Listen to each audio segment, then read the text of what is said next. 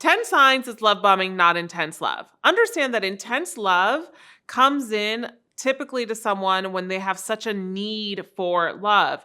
And we can find ourselves in these love bombing situations because of this. Hi, guys. My name is Apollonia Ponti. I'm a dating, relationship, and attraction coach for you men to not only master the love lives of you, but attract high quality women and live a high quality life. Now, when you are love bomb, what you're going to discover is you get this fulfilling of this intense desire, this intense love. Typically, when you're going through a love bombing stage with a partner, they're going to think that they're your soulmate. They're going to say things like you're the greatest thing that's ever happened to them. And they might even pressure you into commitment all of a sudden from time to time. And you can find yourself feeling guilty not being committed or questioning it because they make you feel guilty because they overshower you with this love and this empathy that typically high empaths will fall for some types of love bombing if you don't have good standards and self-awareness for yourself.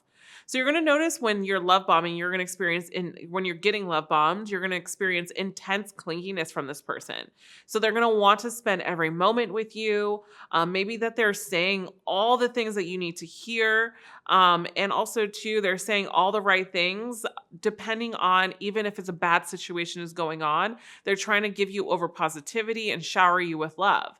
But they also seem to kind of pick up on your behaviors. So people that love bomb pick up intensely on people's patterns and behaviors. So they'll be able to read you a little bit more as well, because when they're in this state, they only have one direction, and the direction is to kind of reel you into their intense desire and emotion to fill up that bucket.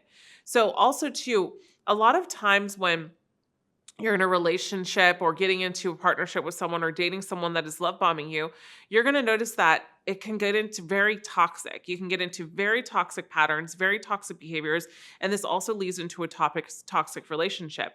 You can experience over the top jealousy, even with family. They'll jealous of your family, maybe they're jealous of your friends, your coworkers, and they're always asking you who you're spending time with, maybe even checking your phone, maybe not believing anything you say, and you find yourself always having to come to a compromise or hang out less with your friends or family just in order to protect their jealousy. And you always feel like you are having to over explain yourself. This is huge. And you feel like intentionally it doesn't feel right that you have to over explain yourself.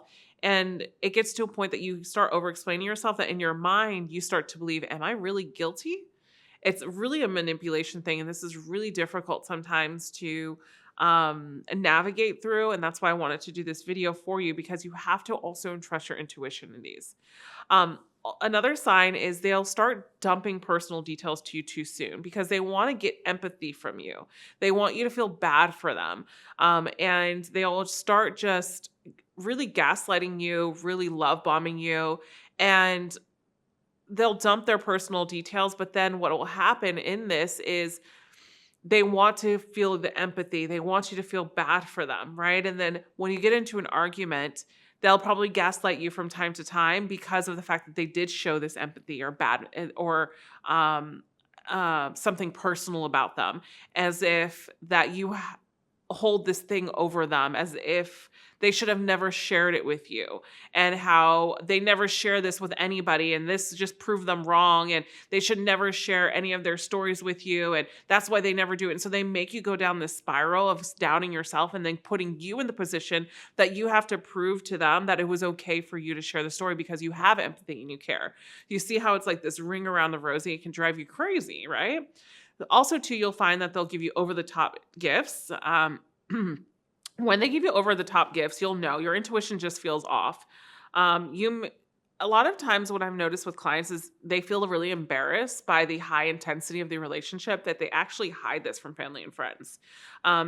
They intuitively know that this is probably pretty intense. And even though it feels good, they're kind of on this seesaw of just like, is this good? Is this bad? Is it good? Is it bad? So when you're in the seesaw of a relationship and you're having all of these intense emotions, it's really important for you to be able to step back and say, is this really good for me? Right?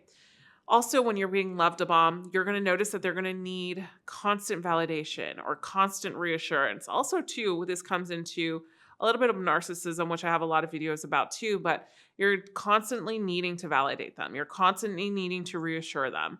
Then all of a sudden, when you do, maybe some coldness or withdrawal will happen. So typically, when you're love bomb, they'll bring you through stages, and all of a sudden, boom, either they'll ghost you or they go cold or they withdraw. Here's why.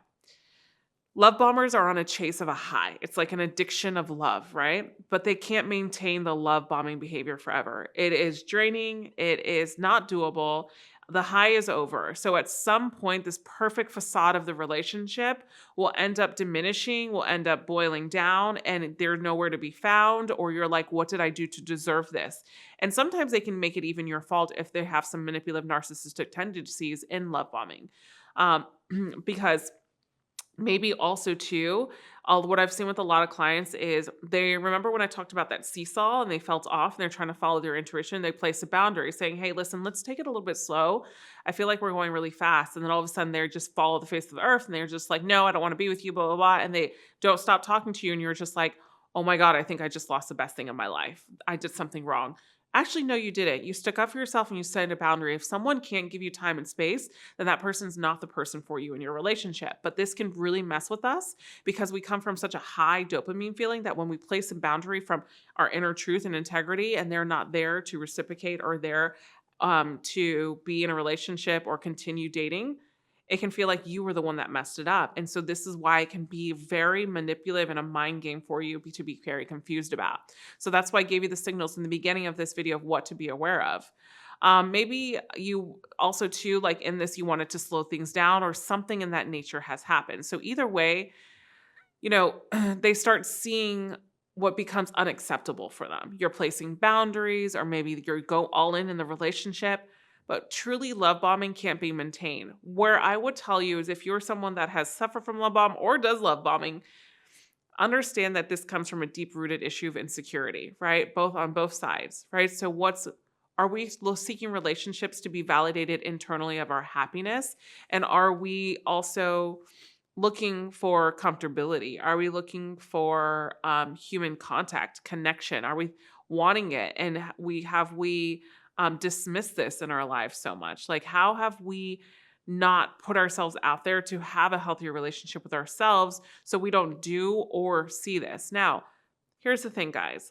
Not everybody will do this, obviously, but there are people that do this all day, every day in their lives, and it's because they come from manipulative or narcissistic behaviors, and you have to be really careful. And that's why I say dating is a process and pacing is the root of attraction, because you really have to take your time to really get to know someone and a woman and see her behaviors before you go all in.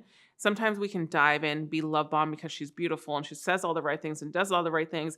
And then all of a sudden you're money down the hole, your heart is broken, everything is like, what did I do to deserve this? And then you begin to think it's your fault. If this rings a bell to you, feel free to comment below. I'm here to help you, but also too, if you need a deeper dive into this, please sign up for a coaching session, as I'm here to help you with anything that you need moving forward when it comes to this.